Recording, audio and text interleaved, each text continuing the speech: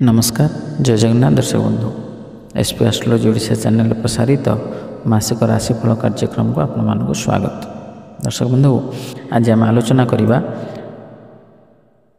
September 2024 केमी राशिचक्र दशम राशि मकर राशि व्यक्तिविशेष मानकर शुभाशुभ राशिफल विषय विस्तृत भाव आलोचना करवा। किंतु ता पूर्व जदि आपण मैंने आम चैनल को प्रथम थर कर आसी था तेज वीडियो को लाइक करूँ, शेयर करूँ और चैनल को सब्सक्राइब कर पाखे बेल आइकन को प्रेस करूँ। तो दर्शक बंधु आ विलंब करवानी चलतु आरंभ करवा आज आलोचना चक्र 2024 मसीहा सेप्टेम्बर मसरे केमी राशिचक्र दशम राशि मकर राशि व्यक्तिविशेष मान शुभाशुभ भाग्यफल विषय। ये मकर राशि जार अधिपति ग्रह होउचंदी शनि।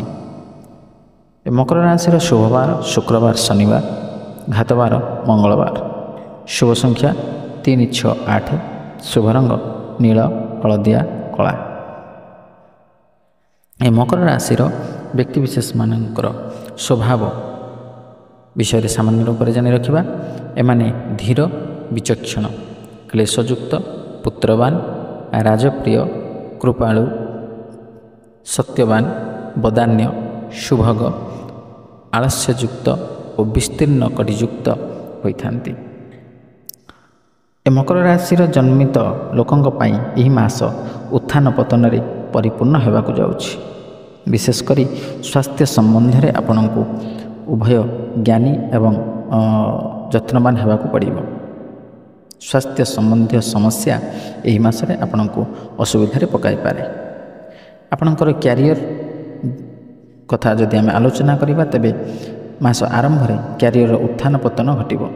चाकरी रे स्थानांतर एवं परिवर्तनर परिस्थिति मध्य होई पारे, किंतु मासर द्वितीयार्ध अपेक्षाकृत अनुकूल हेबो एवं आपण चाकरी रे भल फलाफल पाइबे। आपणक कर्मक्षेत्र रे अनावश्यक वार्तालाप दूरे रहिबा उचित, कारण यह होची एकमात्र समस्या जहाँ आपण को कार्य असुविधा पकाई पारे। नचेत आपण क्यारियर भलरे चलिबो। व्यवसाय करुवा लोक माने मास आरंभ व्यवसाय रे नूतन डील पाइबे एवं आपण निज कार्य रे एते व्यस्त रहिबे जे आपण निजे आश्चर्य होई जिवे। एही मास आपण को आपणकर व्यवसाय रे नियोजित रखिबो एवं यह आपणक अग्रगति पई भल हेबो। आर्थिक प्रसंग में उत्थान पतन रहिबो, खर्च समान रहिबो। आयरे उत्थान पतन हेबो, तेणु आपण को टंका को सठिक भाव में व्यवहार करने को पड़िबो। प्रेम संपर्क पाई मास अनुकूल अटे। आपणकर प्रेम संपर्क सुरुखुरी चलिबो एवं आपणकर निजर प्रियंक निकटर अनुभव करिवे। वैवाहिक संपर्क रे मध्य प्रेम वृद्धि पाइबो। मास आरंभ में किछि समस्या उपजि पारे। शाशुघर लोकों मानक सहित विवाद हो पारे, किंतु मासर द्वितीयार्ध परिस्थिति भल हो मास छात्र छात्री मानक पई अनुकूल रहिबो। आपण निज शिक्षा रे उल्लेखनीय अग्रगति अनुभव करिवे। पारिवारिक जीवन मध्यम धरणर हेबार संभावना रही। शिक्षा किंबा कार्य पई आपण विदेश भ्रमण करि परिबे। जो दुईटी ग्रह को नहीं आमे राशिफल विचार करती से दुईटी मुख्य ग्रह होचंदी बृहस्पति और शनि, जहाँकि आपणक राशि वर्तमान बृहस्पति पंचमस्थ और शनि द्वितीयस्थ। प्रथम जदि आम बृहस्पति कथा आलोचना करवा तेज बृहस्पति होचंदी धन धान्यर कारक, विद्या बुद्धिर कारक, यश कीर्तिर कारक, आध्यात्मिकतावादीर कारक एवं सकारात्मक कार्यर कारक, सतबुद्धि, सतचिंता, सतज्ञान, सतमार्ग, सत्संग ए समस्त सकारात्मक कार्यर कारक होचंदी बृहस्पति। तेणु बृहस्पति गोचरीय स्थिति अनुसार द्वितीय, पंचम, सप्तम, नवम, एकादश यह सब स्थान में शुभफल प्रदान करिथांती। तेणु आपणक राशि रे जेहेतु बृहस्पति पंचम स्थान में अधिष्ठान करुछंती, तेबे निश्चित भाव में आपणको ए समस्त क्षेत्र में बृहस्पति शुभफल प्रदान करेंगे। जदि आपण व्यवसाय वाणिज्य करुछन तेबे व्यवसाय रे आपण लाभवान हेबे, आय वृद्धि पाइबो, अजथा खर्च कमिबो एवं आपण आकस्मिक भाव में धन लाभर मध्य सुजोग पाई परिबे। जो माने ସେୟାର ମାର୍କେଟରେ ଅର୍ଥ ବିନିଯୋଗ କରୁଛନ୍ତି ସେମାନେ ମଧ୍ୟ ସେମାନଙ୍କର ସେୟାର ଉତ୍ତମ ରୂପରେ ବୃଦ୍ଧି ପାଇବ, ଅଗ୍ରଗତି କରିବ ଏବଂ ଭଲ ରକମର ସେମାନେ ଟଙ୍କା ଲାଭ କରିପାରିବେ।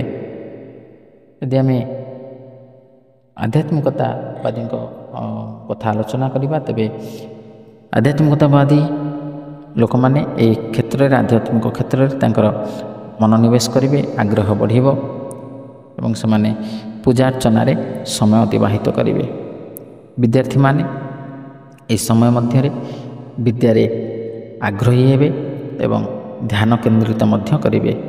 ଯେଉଁ ପାଠ ପଢ଼ିବାକୁ ଚେଷ୍ଟା କରିବେ ବା ପଢ଼ିବେ ସେଥିରେ ଖୁବ୍ କମ୍ ସମୟ ମଧ୍ୟରେ ସଫଳତା ହାସଲ କରିବେ ଏବଂ ପରିଶ୍ରମ ଅନୁସାରେ ଫଳ ମଧ୍ୟ ପ୍ରାପ୍ତ କରିବେ।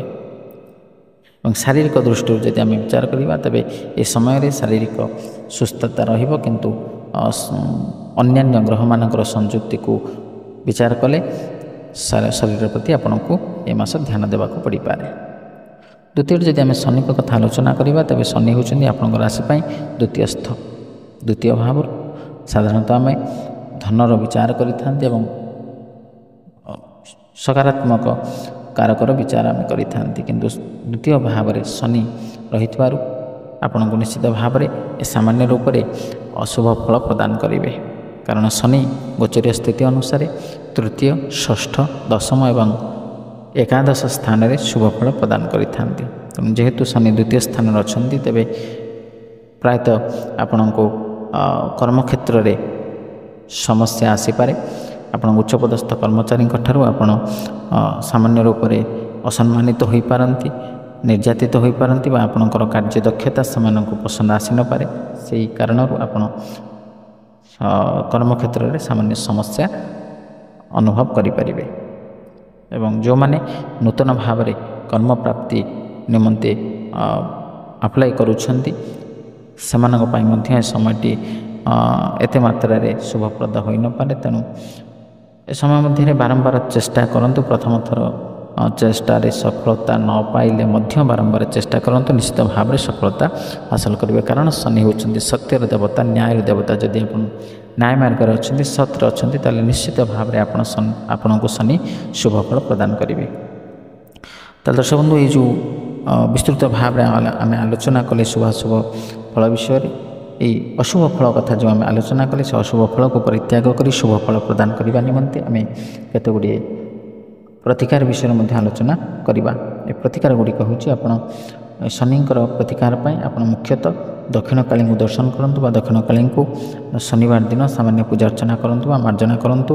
ଦକ୍ଷିଣକାଳୀଙ୍କର ବୀଜ ମନ୍ତ୍ରକୁ ଜପ କରନ୍ତୁ କିମ୍ବା ସ୍ନାନ ପରେ ପ୍ରତିଦିନ ହନୁମାନ ଚାଳିଶା ପାଠ କରନ୍ତୁ କିମ୍ବା ବଜ୍ରଙ୍ଗ ବାଣକୁ ମଧ୍ୟ ଆପଣ ପାଠ କରିପାରିବେ କିମ୍ବା ଓମ୍ ଶಂ ଶନୈଶ୍ଚରାୟ ନମଃ ଏ ମନ୍ତ୍ରକୁ ମଧ୍ୟ ଆପଣ ପ୍ରତିଦିନ ସ୍ନାନ ପରେ 27 ଥର ହେଉ ବା 54 ଥର ହେଉ ବା 108 ଥର ହେଉ ଜପ କରିପାରିବେ କିମ୍ବା ଶୁକ୍ରବାର ଦିନ ଛୋଟ ଝିଅମାନଙ୍କର ପାଦ ଛୁଇଁ ପ୍ରଣାମ କରନ୍ତୁ ଏବଂ ତାଙ୍କର ଆଶୀର୍ବାଦ ନିଅନ୍ତୁ। ଦେଖିବେ ନିଶ୍ଚିତ ଭାବରେ ଆପଣଙ୍କର ଏହି ଅଶୁଭ ଫଳରୁ ଆପଣ ମୁକ୍ତି ପାଇବେ।